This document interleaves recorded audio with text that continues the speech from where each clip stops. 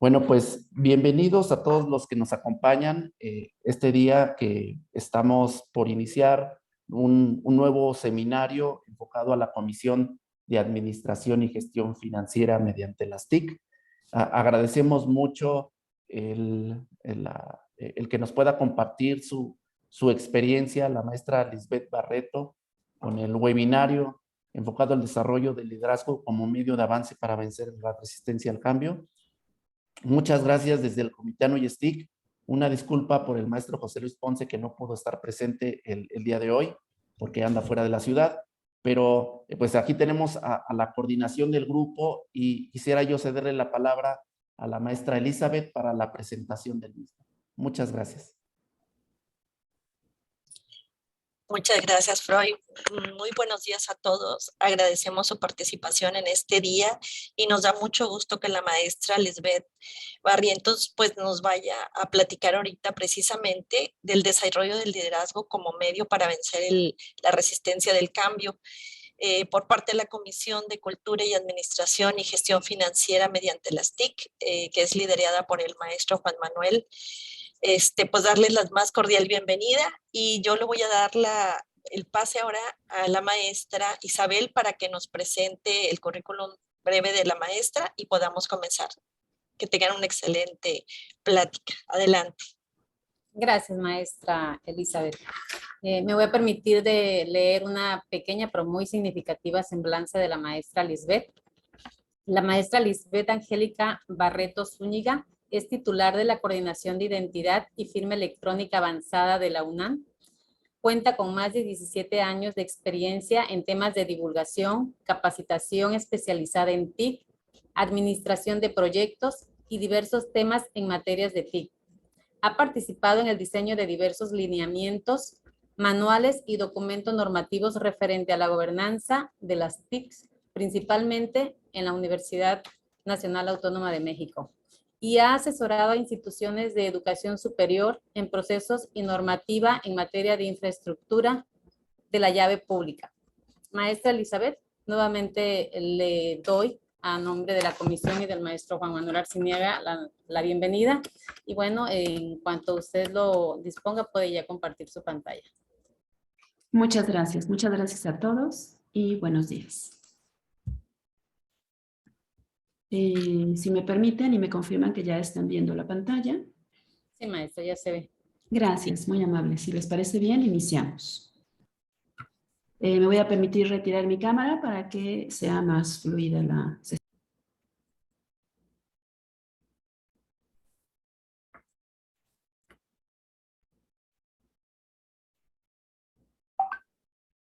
Solo que muteó su micrófono, maestra Lisbeth. Sí, gracias. Buenos días. Muchas gracias.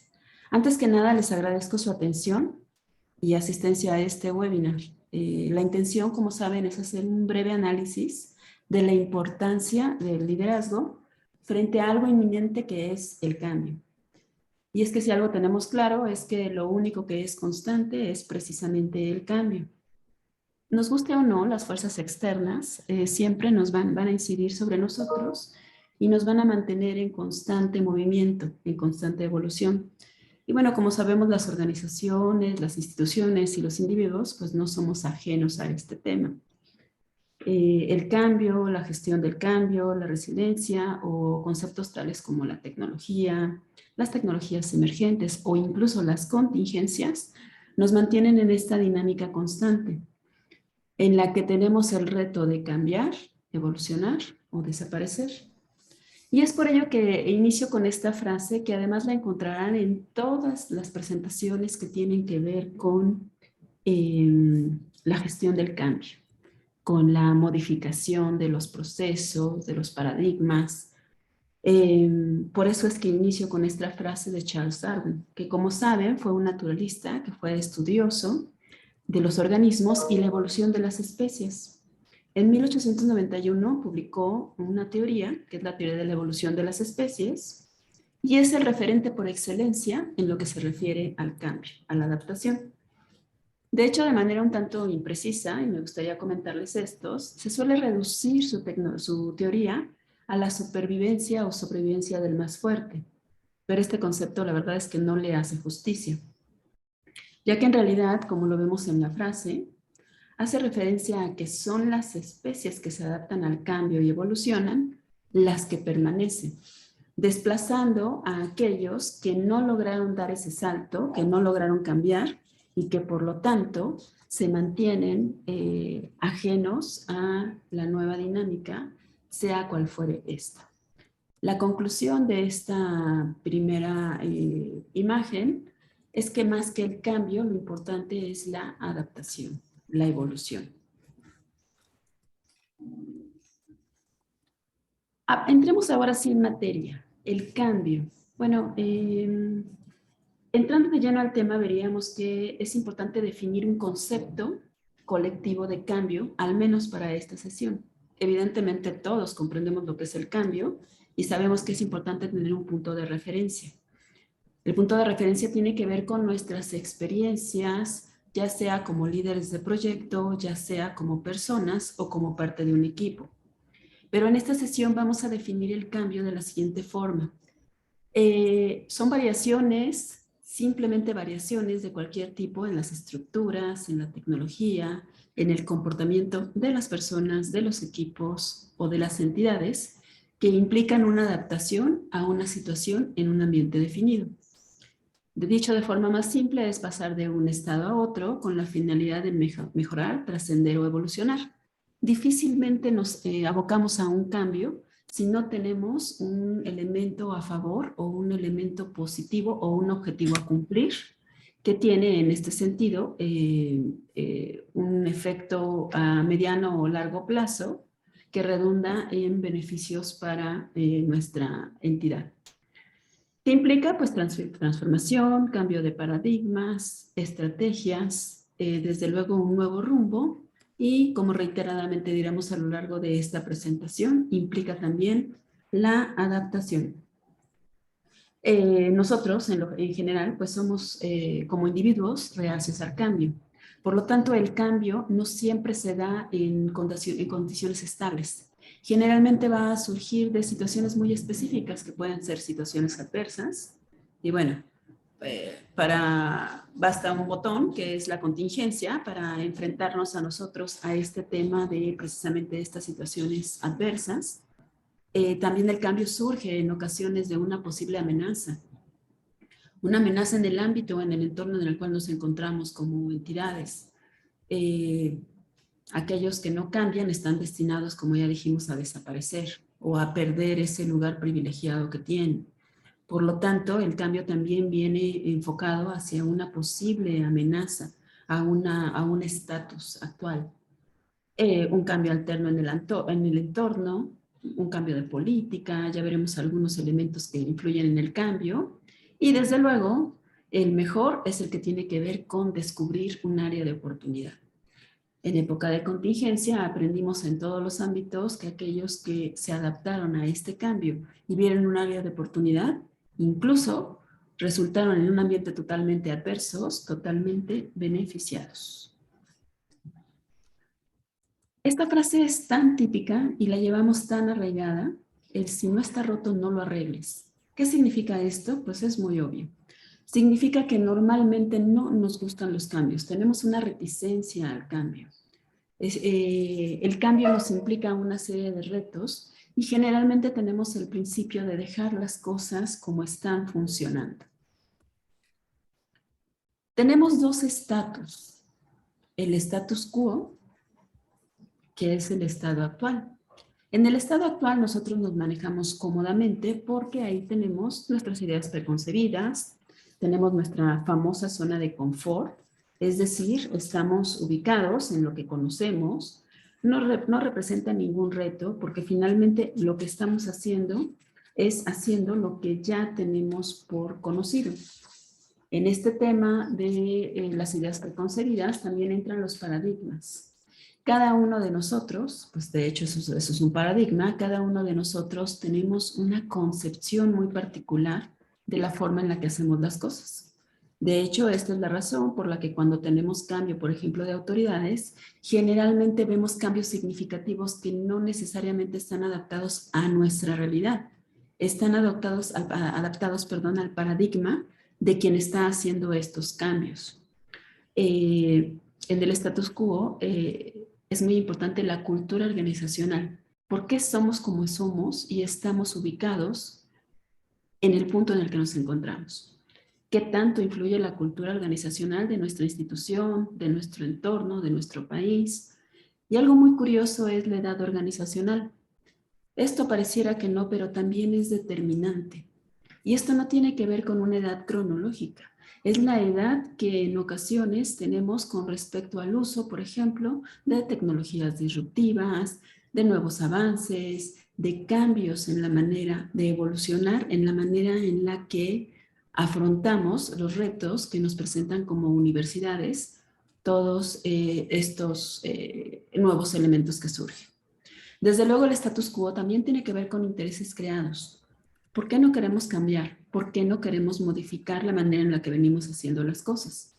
¿Tiene que ver con una forma en la que pienso o tiene que ver con que dentro de esta famosa zona de confort también tengo intereses creados que hacen que no quiera mover las cosas? Que considere que la manera en la que estamos realizando las cosas me permite mantener el control o viceversa, no tener control sobre ciertos aspectos que no quiero que sean controlados. Tenemos por otro lado, hablando en los mismos términos, el nuevo estado. Aquí estamos hablando precisamente del cambio.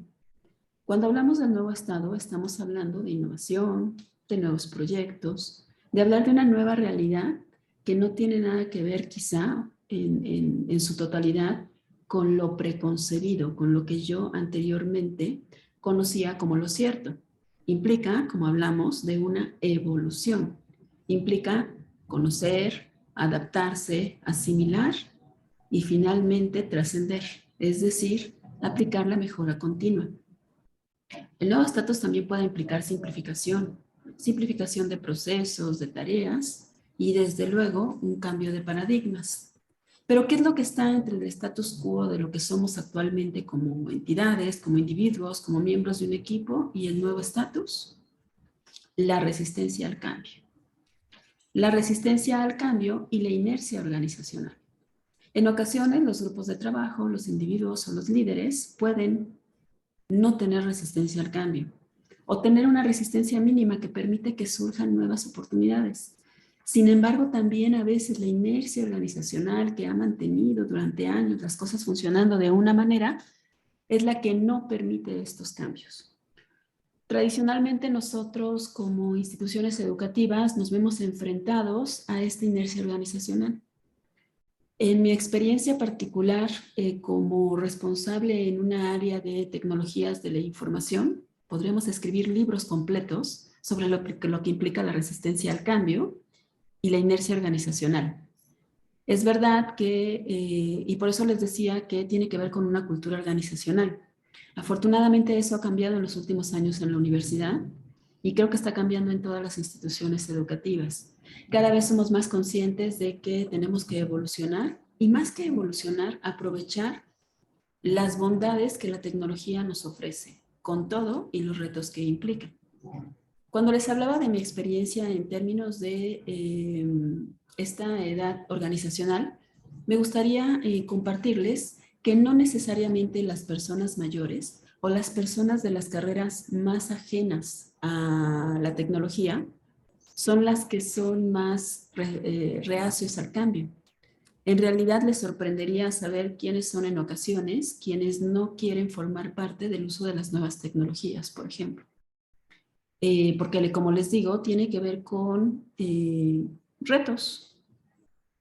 Generalmente cuando alguien nos enfrenta a un cambio, y ya no digamos nosotros como líderes de proyecto,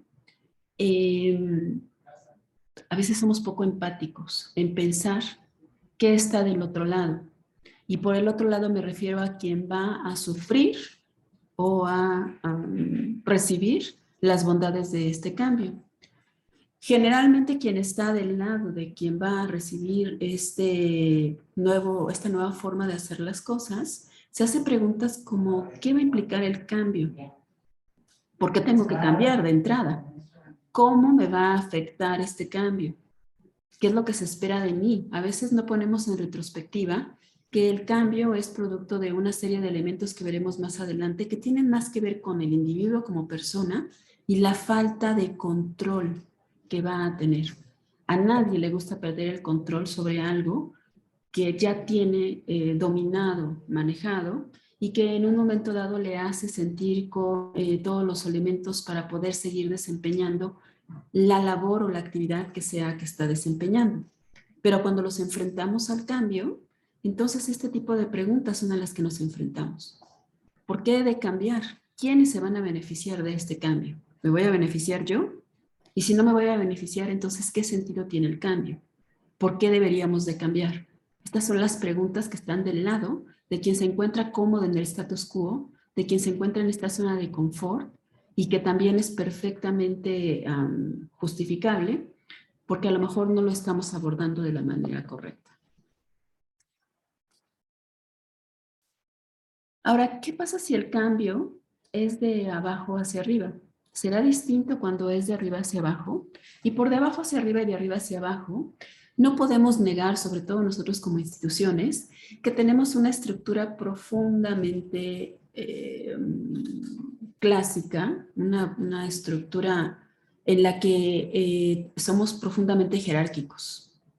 A lo mejor ahorita ya es un concepto que está un poco fuera de lugar, hablar de arriba, de abajo, pero sabemos generalmente que tenemos dos formas en las que el cambio se puede dar principalmente. Una, que es la que generalmente experimentamos a través de las autoridades. Cuando una autoridad, un jefe o alguien con poder de decisión decide implementar un cambio, hay una serie de elementos que quizá no se consideran porque forman parte de esta, porque por su naturaleza, para eso están, es una de las funciones que tiene quien está a cargo de un área, de una dirección o de un proyecto. Y es distinto cuando esto se hace en un esquema de abajo hacia arriba. Es decir, cuando viene de quienes son la base, la operación y la parte que realiza los procesos o los proyectos o los servicios, es totalmente distinto el enfoque. Desde luego, es obvio que que son mucho más, que tiene una mayor aceptación el hecho de que estas propuestas tengan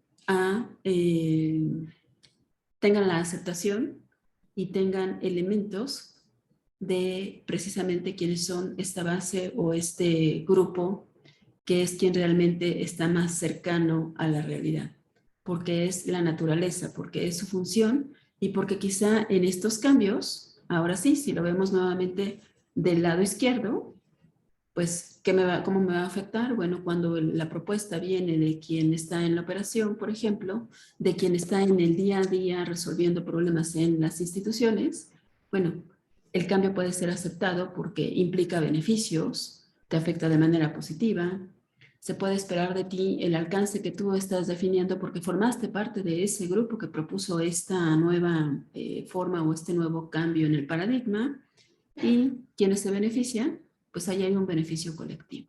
Entonces la respuesta del por qué debemos cambiar es mucho más fácil de responder cuando son considerados todos los elementos que forman parte de esto. ¿Es posible hacerlo de arriba hacia abajo y de abajo hacia arriba? Por supuesto que es posible. Solo hay que generar estrategias para romper con esa inercia organizacional, para romper con esta forma tradicional de pensar y escuchar. Finalmente, la resistencia al cambio también implica la resistencia al cambio en los paradigmas de cómo se plantean los proyectos y las nuevas ideas. No siempre los proyectos, los cambios y las nuevas ideas deben de venir de la cúpula superior hacia abajo. Este también es un cambio de paradigma. La resistencia al cambio tiene enemigos, que son los enemigos del cambio. Son aquellos factores que precisamente no apoyan a que los cambios fluyan de manera natural. El más importante es el status quo, ya lo decíamos hace un momento. Esta parte de la zona de confort. El decir, ¿por qué he de cambiar si lo que he hecho hasta el momento me ha funcionado? ¿Por qué habría, como lo veíamos hace un momento, si no está roto, para que lo arregle? Cultural e históricamente, a los seres humanos en realidad no nos gustan los cambios. Generalmente estamos en nuestra zona de confort y ni siquiera nos hemos dado cuenta. Ahí es donde tenemos el control, donde las cosas suceden conforme a lo esperado y en ocasiones sin importar y sin mirar siquiera si existe un área de oportunidad o de mejora. Lo conocido es lo que nos funciona, es lo que nos gusta.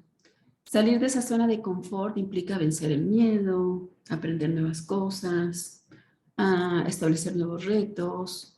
También implica un riesgo. No hay cambio sin riesgo. Y en ocasiones no nos queremos someter a esto. O simplemente no tenemos tiempo, porque a lo mejor estamos saturados con N cantidad de proyectos y ni siquiera tenemos tiempo de voltear a ver cómo poder mejorar algo y preferimos dejarlo como está. ¿Funciona? Sí, dejémoslo como está. Hay factores internos, que son los que estamos viendo aquí, y hay factores externos. En el caso de los internos, pues ya lo estamos viendo, desde el status quo actual, los cambios en los paradigmas o dogmas, no quiero cambiar mi forma de pensar, yo creo que la manera en la que estoy pensando es la correcta, creo que los proyectos y la manera en la que los llevamos es la adecuada, o viceversa. Sistemáticamente todo lo que nos propongan va a ser... no va a tener siquiera un voto de confianza de mi parte porque considero que lo que establecen no está bien pensado, no está analizado y por lo tanto es un dogma, es un paradigma que tengo y por lo tanto no estoy abierto al cambio. Desde luego es importante como parte de los enemigos de este cambio, en lo que no permite el cambio, el desplazamiento del valor de un individuo en la entidad. Hablando de esta parte de la empatía, en ocasiones la pérdida de control hace que nos sintamos desplazados. El hecho de que dejemos de hacer lo que veníamos haciendo o que dejemos de tener el control y, por ejemplo, que a través de las tecnologías nos aperturemos a que haya más gente que tenga la información, por ejemplo, puede ser una sensación o un sentimiento de desplazamiento del valor que tengo como individuo dentro de las entidades en mi posición y esto también puede implicar la resistencia al cambio. El temor a lo desconocido, pues eso lo vivimos en el día a día y es un sobredimensionamiento de las implicaciones. Pensar que lo que va a suceder tiene un panorama totalmente negativo y empezar a sobredimensionar lo que va a pasar hace que los grupos de trabajo sean reticentes al cambio porque se ven amenazados. Desde luego está el dejar de manifiesto la obsolescencia.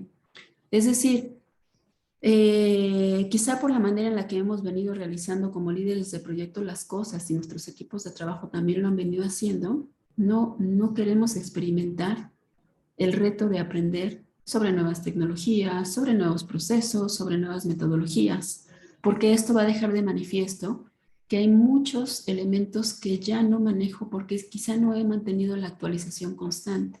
Por lo tanto, me negaré a cualquier cosa como equipo de trabajo, como líder, que me ponga en evidencia.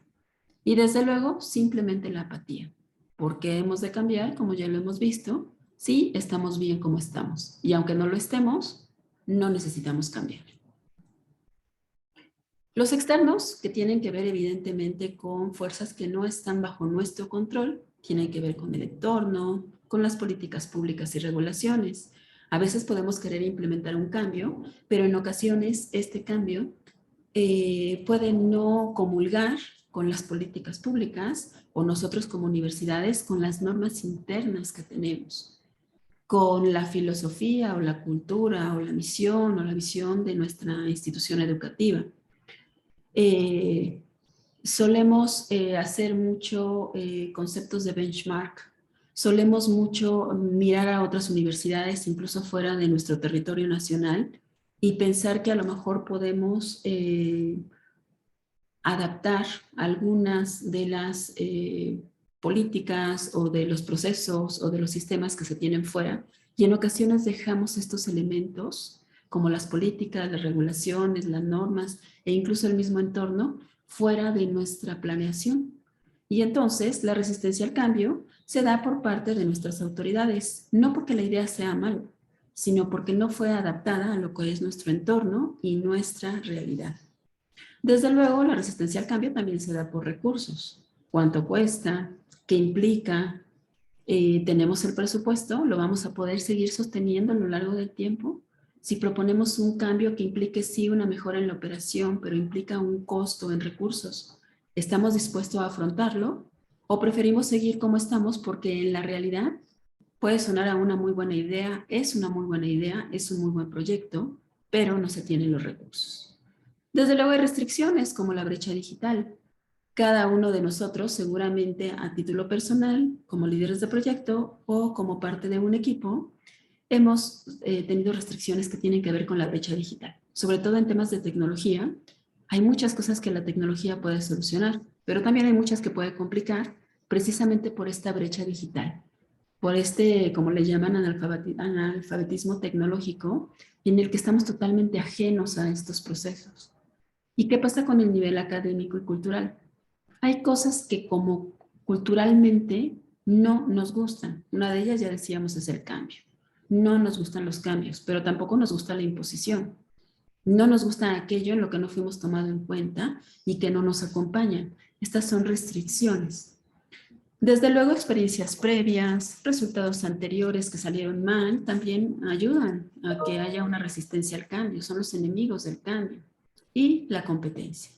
La competencia puede jugar a favor, pero también puede jugar en contra en estos entornos o en estos procesos de cambio. Y aquí me voy a permitir hacer un paréntesis para contarles una pequeña experiencia que seguramente no les es ajena. Las áreas que nos dedicamos a tecnologías, generalmente tenemos frecuentemente comentarios sobre cómo podríamos mejorar nuestro trabajo. Y lo digo en el mejor de los sentidos. Generalmente hay alguien que tiene una idea de sobre qué tendríamos que hacer o una experiencia que vio en alguna otra universidad, en algún otro país o incluso en algún otro ámbito que se le ocurra que podría aplicarse a nuestros proyectos, a nuestros servicios. Un ejemplo muy particular que yo les puedo comentar es el que tiene que ver con los biométricos. Nosotros nos dedicamos a proyectos de identidad digital que van desde firma electrónica, sello digital, identidad digital, voto electrónico. Hay una serie de sistemas informáticos que nosotros utilizamos y que ponemos a disposición de nuestra comunidad, que son 450,000 miembros y anexos. Y bueno, uno de los elementos que les gusta a los universitarios es el hecho de no hacerlos acudir de manera presencial. Por lo tanto, una sugerencia que nos hicieron es utilizar biométricos para ciertos procesos relacionados con nuestra labor. Si vemos lo que está en la resistencia al cambio, teníamos un grupo importante de personas que piensan que los biométricos pueden ser una buena opción. Desde luego que tecnológicamente es posible.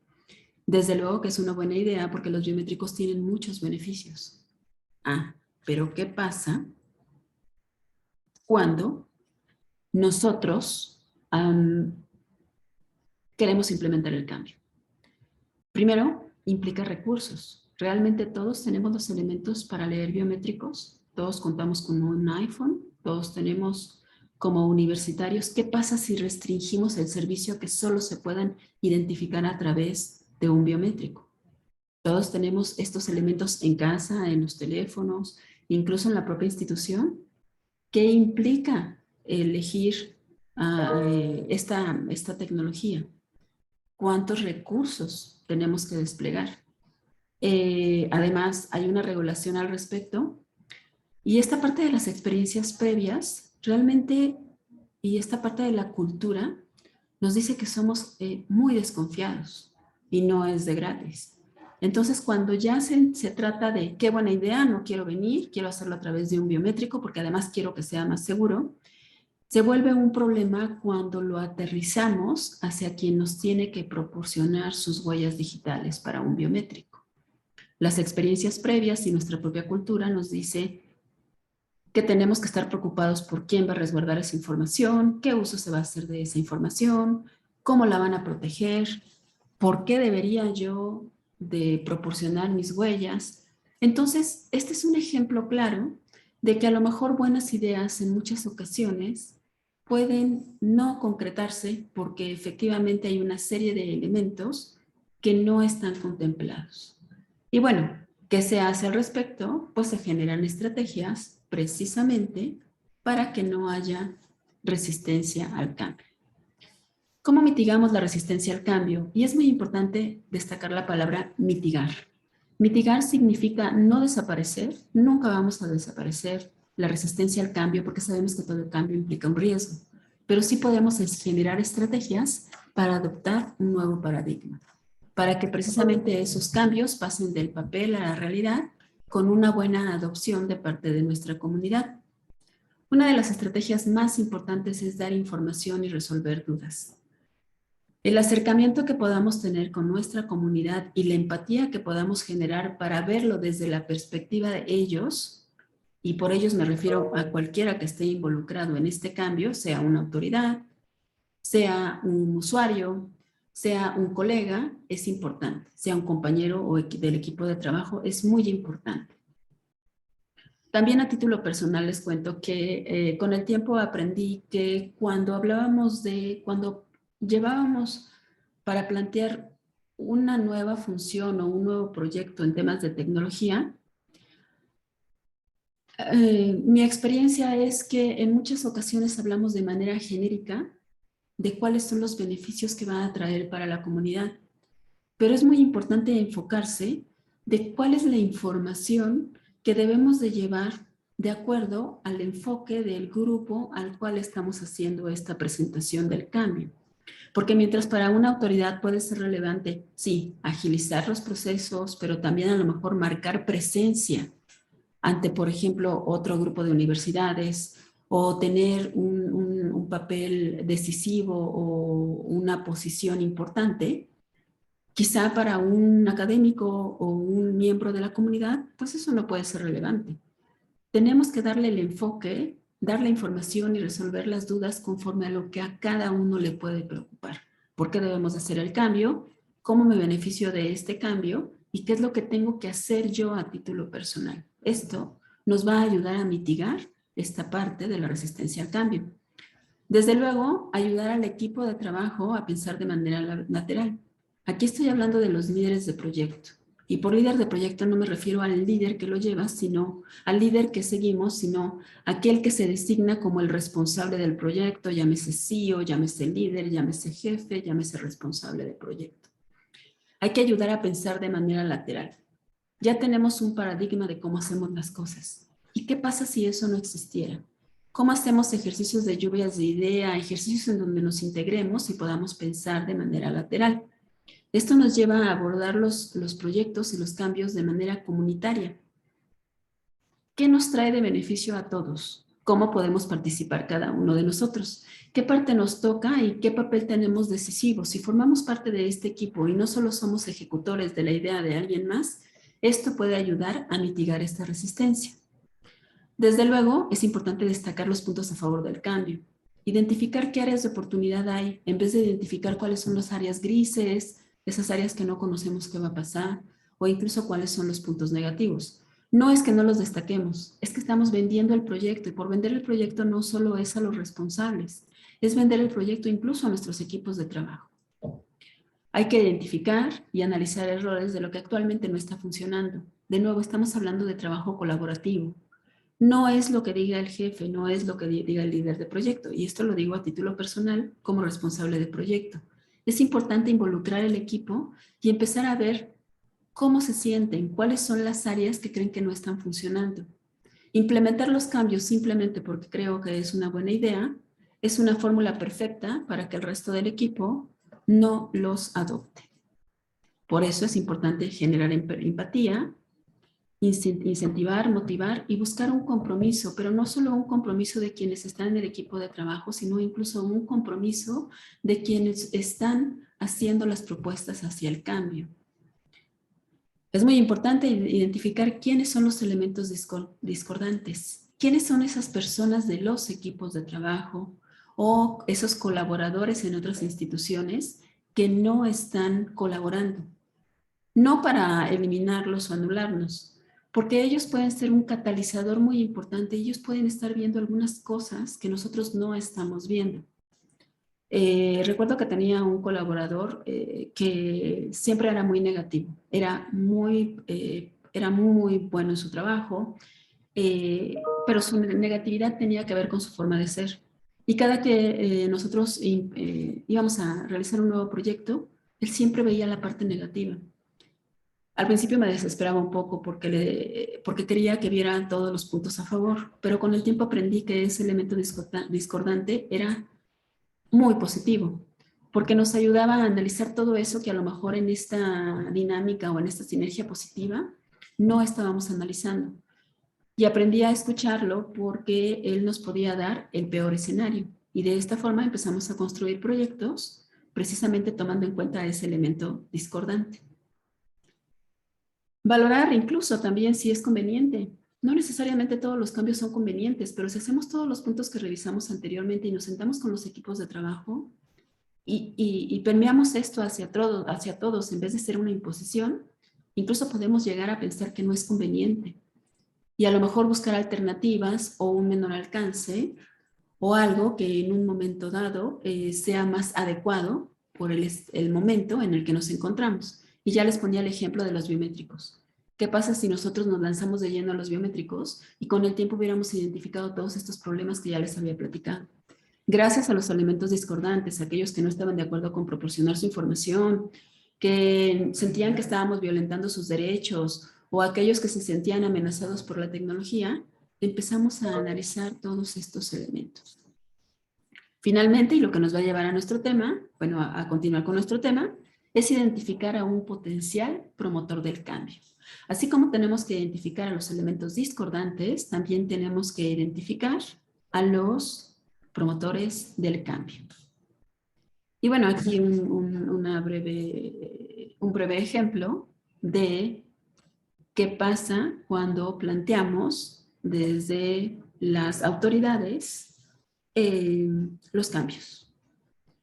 Cuando lo hacemos de esta forma y no tomamos en cuenta, como dice ahí, al grupo para que adopten el cambio, entonces es muy posible que este cambio sí sea realizado porque efectivamente no hay opción, pero no será asimilado y adoptado de la misma forma. Entonces, este es un ejemplo muy típico de cómo se llevan en ocasiones los cambios. Afortunadamente, estamos también evolucionando hacia otra forma de trabajo, o eso quiero pensar. Nos vamos a encontrar con 3 tipos principales de individuos dentro de las organizaciones para hacer los cambios. Aquellos que están abiertos al cambio, proactivos, dispuestos, que buscan la forma de aportar, de sumar, o que incluso simplemente les gusta el reto de poder hacer las cosas de manera distinta. Nos vamos a encontrar a los indecisos, aquellos que no toman decisiones, que se van a dejar llevar por la mayoría, o que simplemente tienen una apatía absoluta y lo que sea que tengan que hacer, lo van a hacer sin más. Y tenemos a los negativos, que ya decíamos que son aquellos elementos discordantes, que están cerrados al cambio y que, como decíamos, son un área de oportunidad para identificar posibles amenazas y en nuestros famosos FODAs o en cualquier otra herramienta que utilicemos de análisis de posibles escenarios negativos, pueden ser quienes más aporten en este sentido y quienes nos ayudan a ver un panorama más realista. Pero entonces, ¿cuál de ellos debería de realizar el cambio? ¿Quién debe ayudar a que se realice? ¿Debe ser desde dirección general? ¿Debe de ser desde el área operativa? ¿Deben de ser las áreas técnicas? ¿Debe de ser alguien que esté abierto al cambio? ¿O quién debería de ser? ¿Quién debe de ser ese agente de cambio? Pues precisamente ahí es donde entra el líder. Cuando hablamos de liderazgo, es muy curioso porque en temas de cambio, no necesariamente nos gustan los cambios, pero nos gustan los cambios en los que nosotros no estemos necesariamente involucrados o no seamos afectados de manera directa. No quiero generalizar, pero a la mayoría nos gustan aquellos cambios que nos van a resultar en una transición tranquila y relajada hacia un nuevo status quo. Todos queremos cambios, pero no queremos cambiar, y mucho menos liderar el cambio. Por eso es que nosotros vamos a enfocarnos en quién puede ser promotor del cambio. ¿Quién nos puede ayudar a que estos cambios se realicen y desde dónde? El cambio puede estar desde, sí, quien encabeza un área, un proyecto o una dirección, o puede ser ese elemento que está involucrado dentro del equipo de trabajo, pero que tiene las cualidades para poder ser parte de este cambio. Empecemos por hablar que el líder, bueno, ¿qué es el liderazgo? Es la capacidad que tiene una persona, en este caso denominada líder, para persuadir, influir, motivar o conducir a un grupo de individuos hacia una dirección, un objetivo o una meta en particular. Evidentemente, cuando hablamos del cambio, son ellos quienes van a ser nuestros aliados o seremos nosotros mismos, si es que tenemos esta capacidad de persuadir, influir o motivar. El líder ejerce el liderazgo sobre el grupo y, como sabemos, puede corresponder o no a una jerarquía organizacional. De hecho, en muchas ocasiones, no es el líder oficial, no es el responsable del proyecto, el jefe o quien jerárquicamente está, de quien somos subordinados, quien genera esta empatía, quien persuade, influye o motiva. Generalmente es alguien distinto, que precisamente tiene características que ya sea producto de que es un muy buen elemento, del concepto que se tiene como él como individuo o de la confianza que tiene el equipo sobre él, es quien puede ayudar a hacer esta transición hacia el cambio. Entonces aquí nos vamos a encontrar con dos tipos de líderes, el líder formal y el líder informal. Efectivamente hay líderes, sí hay responsables de proyectos, jefes o autoridades que sí tienen liderazgo, pero su papel es totalmente distinto al que tiene un líder informal. ¿Por qué? Porque el líder formal debe de tener claridad en las metas y logros a pequeño, mediano y largo plazo. Ya hablábamos que uno de los elementos más importantes es que tengamos claridad, información. Un cambio no va a ser bien recibido si no contamos con información suficiente. Esta forma de administración anterior, en la que estas formas de gestión, en las que ibas soltando la información de a poco y dabas poca información, solo generan incertidumbre y desconfianza.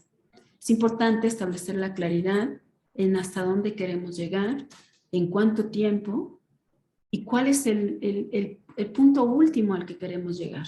Esto nos ayuda a que el grupo de trabajo pueda ir entendiendo los cambios y el por qué van sucediendo. Aquí es muy importante la comunicación asertiva. El líder formal debe de tener una retroalimentación constante, clara y precisa. No se debe de guardar las cosas. Claro, habrá información que por su naturaleza no pueda compartir, pero debe de mantener una comunicación porque sabemos todo lo dañino que puede ser el radiopasillo, que genera una serie de expectativas negativas con respecto a un proyecto y lo que está sucediendo, con respecto a los cambios. Los cambios me van a afectar de nuevo, ¿cómo me van a afectar? Si la comunicación es asertiva y evitamos este radiopasillo, puede resultar muy positivo para los grupos de trabajo. Y esto lo tiene que hacer el líder formal porque tiene más elementos que el resto del equipo. Debe de también, en su papel, tener un conocimiento claro de hacia dónde va el proyecto. Si el líder no sabe hacia dónde va el proyecto, estamos perdidos todos, porque recordemos que es a quien estamos siguiendo. Y si empieza a dar tumbos para todos lados porque no tiene claridad, entonces estamos destinados a fracasar en el proyecto. También debe de considerar cambios pequeños pero significativos que representen a todos. Ya hablábamos del trabajo colaborativo, de la comunicación. Es muy importante que en estos ejercicios que se hagan de introspección sobre lo que estamos haciendo bien y mal como equipos de trabajo, también se escuche qué es lo que tiene que decir el resto del grupo y ver si dentro de nuestro macroproyecto pueden haber cambios que sean pequeños o no pequeños, pero empecemos por los pequeños y que puedan ser significativos para el equipo, que hagan que se sientan parte del proyecto, pero no solo eso, sino que además aporten. Hay que considerar estos cambios. ¿Por qué? Porque el líder formal está en posibilidad, al menos, de proponerlos, quizá a la dirección general. Considerar el equipo como un activo importante. No solo somos los ejecutores, somos parte del equipo que va a desarrollar estas ideas, que va a hacer que estos cambios trasciendan. Es importante darle su lugar y entender que la experiencia que ellos tienen es una fuente inagotable de información para nosotros que nos pueden ayudar a que estos proyectos y estos cambios se hagan de manera más adecuada y efectiva, más cercana a la realidad. Y el líder formal debe de buscar en la medida de lo posible el beneficio colectivo. Esto suena complicado, en muchas ocasiones sí es difícil que haya este beneficio colectivo, pero se pueden buscar estrategias para que todos salgan beneficiados. Debe de mantener un estatus permanente en el que estas ideas y la retroalimentación sobre estos puntos sea durante todo el tiempo que se está llevando el proyecto. Un líder informal tiene características distintas. En principio porque el líder informal no tiene el nivel de influencia, no tiene el alcance ni la toma de decisión que pudiera tener un líder formal. El líder formal, como comentábamos, es aquella persona que motiva, a la que se sigue, la que en un momento dado persuade, pero que no tiene una posición dentro de la organización. Por lo tanto, él no puede tomar decisiones, no puede hacer compromisos. Por eso el líder informal debe de tener otro tipo de papel. Debe de estar informado totalmente y con apoyo de los responsables. Como líder formal ya decíamos que deberíamos de identificar quiénes son los agentes de cambio. Es un error pensar que nosotros, por ser los líderes formales dentro de los proyectos y las instituciones, somos quienes vamos a llevar a cabo, vamos a ser ese agente de cambio. En realidad no es así. Y debemos de identificar quién podría ser potencialmente esa persona e informarle, ayudarle a que coordine y a que transmita las ideas que a lo mejor van a ser mejor aceptadas si vienen de él. Debe de establecer este líder un canal efectivo de comunicación entre todas las partes y, ¿por qué no, lograr compromisos? A lo mejor el líder formal no va a reunirse con el equipo de trabajo, que debería, pero a lo mejor no lo hace. Este líder informal va a ser ese enlace entre estos dos puntos y debería de poder establecer este canal efectivo de comunicación. También debe de mantener la neutralidad en términos de no cargarse a ninguno de los dos lados, no buscar un beneficio propio. Suena complicado, sí lo es, pero si es un líder, esta es una característica inherente a él. El hecho de que sabe trabajar en equipo y que entiende que el beneficio de uno es el beneficio de todos y viceversa. Debe de lograr llevar las inquietudes y propuestas y solicitudes de los miembros del equipo. A veces los equipos tienen mucho que decir, pero no utilizan los canales adecuados o la forma adecuada de transmitirlo. El líder puede ser quien, con ese carisma que le caracteriza, con esa empatía que tiene, puede llevar estas propuestas y plantearlas hacia quienes están siendo impulsores de este cambio. Y desde luego debe de buscar acuerdos que beneficien o involucren a los miembros del equipo, porque recuerden que lo que estamos buscando es disminuir la resistencia al cambio. Al final, un líder, ya sea formal o informal, debe de ser un agente de cambio. ¿Y por qué es relevante el líder en el proceso de adopción del cambio? Pues en principio porque define un rumbo o ayuda a encontrarlo. Sea un líder formal o informal, nos va a ayudar como equipo de trabajo a definir un rumbo. El líder que ya de manera nata es seguido, permite que, más bien el grupo permite que sean influenciados por las ideas de este líder, puede ayudar muy bien a definir un rumbo. No necesariamente el rumbo del proyecto, el rumbo del equipo de trabajo. Como les decía, es relevante porque es el enlace entre quien decide y quien va a implementar estos cambios. Si no todos podemos llegar a plasmar nuestras ideas, él puede ser quien nos ayude a hacer este enlace y a llevar todas estas inquietudes y quien puede traernos más información. Es sumamente relevante porque es quien va a motivar al equipo. No es lo mismo recibir una instrucción de que a partir de tal fecha las cosas se van a hacer de tal manera, que eso es un cambio, a que haya un medio para que motivemos al equipo, le expliquemos el por qué estamos haciendo cambios, cómo estos cambios les van a beneficiar y canalice estas nuevas ideas. El líder también es quien incentiva el cambio. Es ese agente de cambio, como decíamos, que va a permitir que en un momento dado las ideas que se están planteando se puedan llevar a cabo. Porque quien tiene una posición de liderazgo nata Generalmente es una persona muy sinérgica, muy proactiva, muy positiva, que generalmente tendrá muchos elementos para hacerles ver a los compañeros o a los colegas o a los equipos de trabajo el por qué se debe de llevar a cabo un cambio. Es quien nos va a ayudar también a eliminar la incertidumbre. Recordemos que nosotros como líderes de proyecto podríamos no ser este líder. Necesitamos a alguien que cubra cada una de estas esferas, que nos ayude a que se rompa un poco esta cerrazón al cambio, porque es quien tiene esta cordialidad y esta buena relación con el resto del equipo. Y nos va a ayudar a eliminar esa incertidumbre, siempre y cuando nosotros nos comprometamos como líderes de proyecto oficiales a darle toda la información que requiera. Y desde luego es quien otorga confianza. Le otorga confianza al equipo. Por eso es muy importante que quien sea el líder de un proyecto no sea bajo ninguna circunstancia engañado. No le podemos dar información errónea, incompleta o equivocada, porque si perdemos a este agente de cambio, estamos perdiendo una parte muy importante de la transición efectiva hacia el cambio. ¿Y qué pasa si no hay un líder? Porque también a veces no hay un líder porque los grupos de trabajo no están dispuestos, porque son desconfiados, porque tienen experiencias previas negativas, o porque simplemente no hay alguien, como veíamos en alguna de las diapositivas anteriores, no hay alguien que quiera impulsar ese cambio. ¿Qué estrategias se deben de seguir entonces?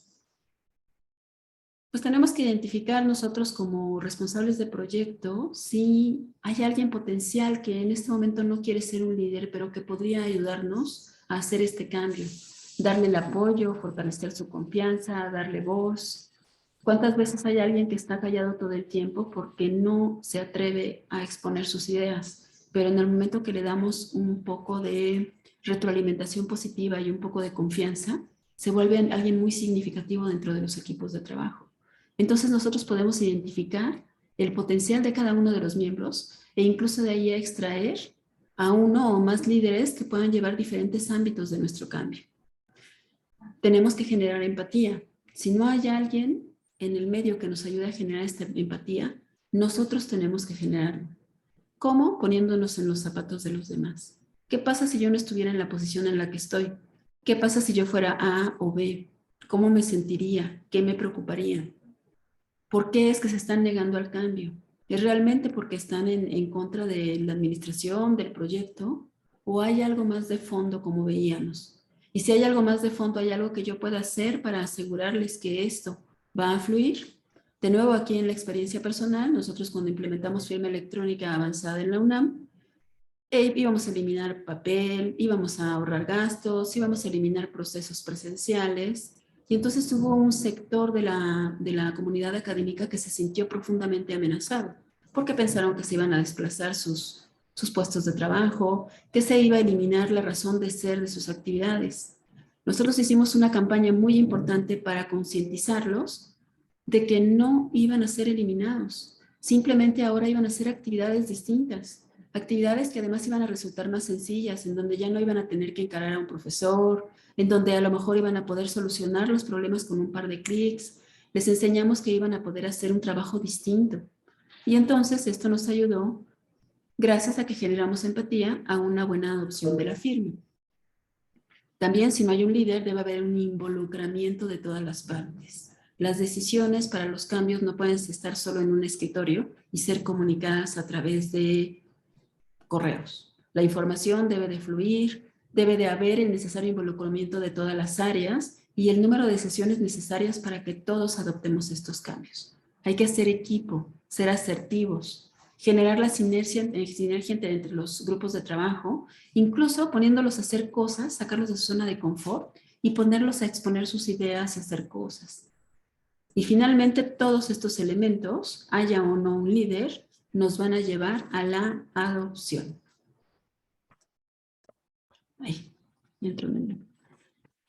Finalmente, ¿qué cualidades debe tener el líder del futuro? Tradicionalmente sabemos que un líder es una persona que tiene carisma, que tiene en muchas ocasiones facilidad de palabra, que sabe expresarse, que tiene empatía. Hay una serie de cualidades o características personales que lo hacen un líder nato. Pero estas, como todo, hablando de la evolución, las cualidades del líder del futuro han ido cambiando. Además de todas las que conocemos que ya tiene per se ese líder, uno no puede generar carisma de manera automática, no es algo que vamos y compramos o adquirimos en algún lugar. Estas cualidades ya las tenemos. Hay otras cualidades que sí se deben de sumar, habilidades o competencias que debemos de tener en el futuro. Y estas tienen que ver con flexibilidad, por ejemplo. Hay que ser flexible a los cambios constantes. Debemos de ser como promotores del cambio, como agentes del cambio, debemos de ser líderes flexibles. Tenemos que ser los primeros que debemos de estar abiertos al cambio. Y un ejemplo muy práctico es cuando nosotros ya planteamos una nueva forma de hacer las cosas, una nueva forma de un nuevo servicio, un nuevo proyecto, un nuevo alcance, y de repente vienen los equipos de trabajo y nos hacen aportaciones. Y somos los primeros en decir, no, el proyecto ya está definido, el servicio se va a hacer de esta manera, y esta es la forma en la que lo vamos a hacer, porque siempre lo hemos hecho de esta manera. Si nosotros no somos los primeros en ser flexibles a los cambios, no podemos esperar que el resto tenga una actitud positiva. Dicen que como es el líder, son los grupos de trabajo. Habría que ver entonces qué clase de grupo queremos tener y qué clase de líder somos nosotros. Habilidades digitales. No importa el ámbito en el que nos encontremos. Si nosotros, como líderes del futuro, tenemos habilidades digitales, vamos a potenciar lo que podemos hacer con los proyectos y con nuestros equipos de trabajo. No se imaginan la serie de herramientas que podemos utilizar para llevar un control y un trabajo más adecuado, para que todo fluya sin que, como les decía, todo pase por nosotros. El líder del futuro tiene que tener habilidades digitales y estar abierto a conocer nuevas tecnologías. Y para esto los grupos colaborativos son muy importantes, porque a lo mejor yo tengo 20 años haciendo lo mismo, pero si escucho a alguien de mi equipo de trabajo que es quizá más joven o más dinámico o está más relacionado con las tecnologías, quizá esa persona me pueda sugerir nuevas maneras de llevar el control o el trabajo en un equipo de trabajo. Conciencia social. Bueno, esto es algo que hemos visto en los últimos tiempos. Es muy importante que tengamos conciencia social, que seamos inclusivos, que tengamos habilidades sociales e inteligencia emocional. Ya van quedando atrás estos líderes autocráticos que decían las cosas y que se tenían que hacer de esta manera. Efectivamente, estamos supeditados a un contrato, a una forma, a una responsabilidad, y tenemos que hacer las cosas sí o sí, porque así lo demanda la naturaleza de nuestra función. Pero ya se acabó ese tiempo. Ahora, si queremos tener una buena adopción de los proyectos y buenos cambios, tendremos que ser inclusivos, es decir, considerar a todos los elementos. Tendremos que tener habilidades sociales para convivir, para integrarnos. Ya no podemos ser ese líder de proyecto que está encerrado en una oficina y que solo intercambia experiencias con su primera línea. Tenemos que tener estas habilidades sociales porque queremos generar empatía, y no podemos generar empatía si no nos acercamos y no conocemos la realidad de nuestros equipos de trabajo, y desde luego inteligencia emocional, que esto es algo que debería formar parte de todos en las organizaciones. Así como adquirimos herramientas y tomamos diplomados y cursos de absolutamente todo, deberíamos también de manejar como grupos de trabajo la inteligencia emocional. Los líderes del futuro tienen que ser autodidactas. Tenemos que estar al día leyendo, aprendiendo. Ahora ya no hay pretexto. Las redes nos dan los cursos de absolutamente todo. Podemos ver qué hay en tendencia, qué se está haciendo. Podemos adoptar nuevas formas de ver las cosas en esta parte de la flexibilidad, pero esto solo lo vamos a hacer si somos autodidactas, si buscamos nosotros cómo podemos mejorar. Tenemos que ser críticos y proactivos, desde luego.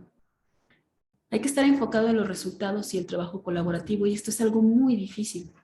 Todavía seguimos pensando que las personas tienen que estar en horarios específicos, trabajando de sol a sol. No, busquemos el trabajar por resultados, busquemos el trabajo colaborativo.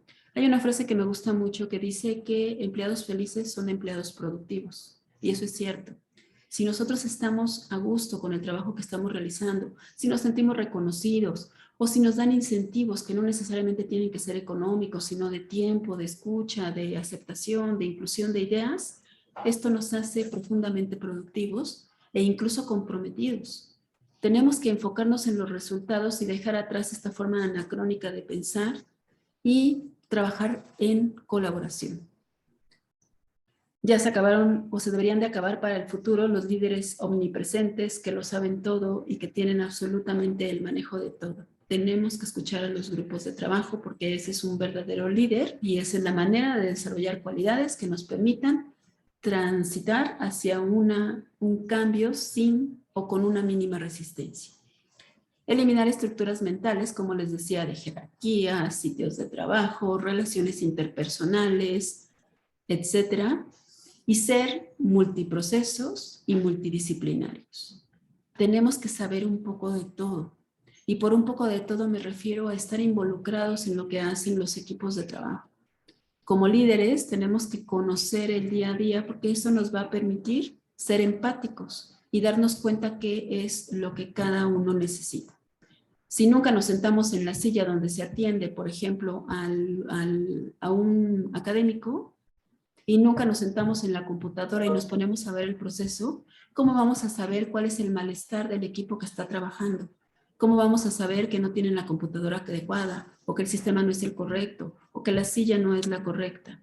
Parece muy utópico, pero eso es lo que se espera de los líderes del futuro. Esa es la manera en la que tenemos que evolucionar.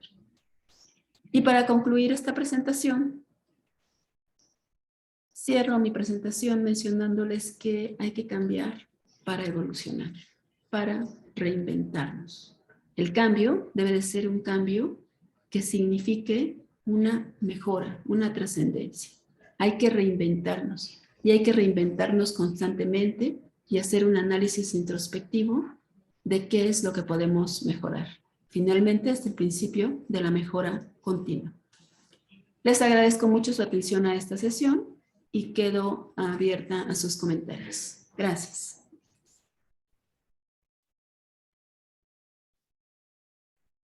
Maestra, muchas gracias por tan importante conferencia. La verdad que muy interesante todo lo que nos comentó sobre lo que son liderazgo. No sé si alguien de las personas que están aquí escuchándonos quiere hacer alguna pregunta. Solamente tenemos felicitaciones, maestra, dentro de lo que es el chat.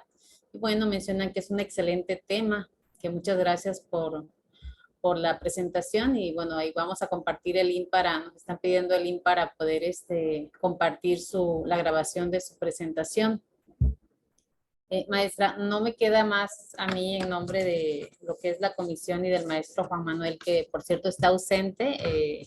Se disculpa con usted, pero pues me menciona que que usted sabe que es muy querida por él y agradece de todo corazón que haya aceptado estar con nosotros compartiendo sus conocimientos.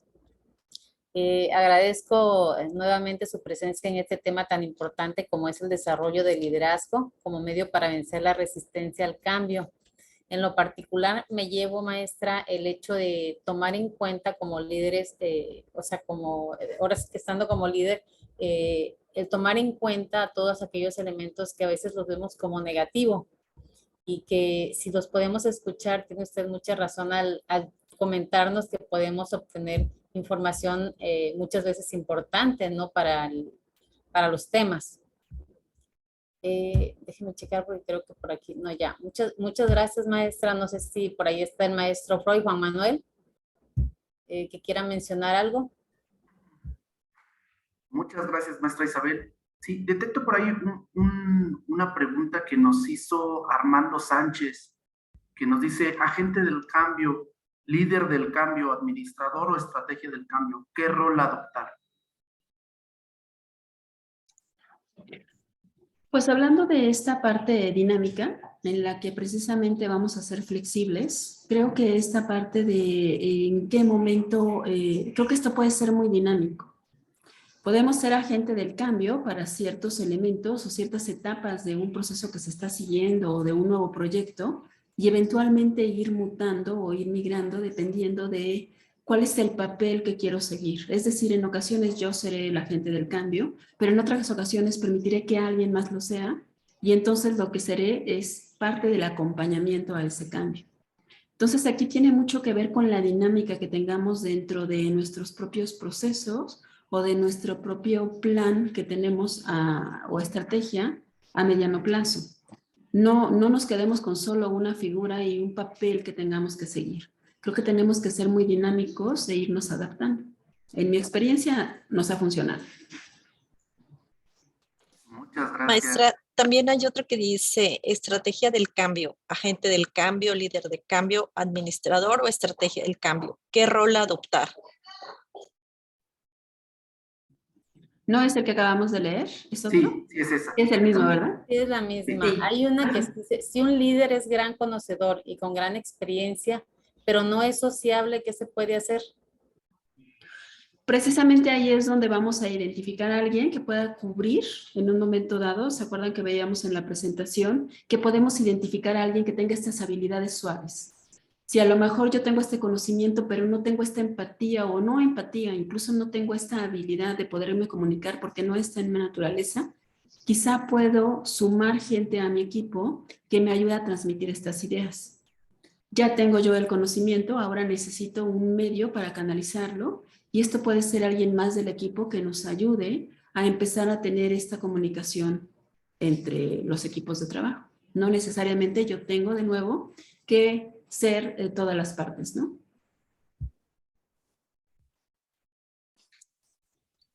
Muy bien, muchísimas gracias, maestra. Le agradecemos su participación a la maestra Lisbeth Barrientos. Yo hago nada más un pequeño resumen de lo que aprendí y también comparte las trayectorias que nos ha tocado desarrollar.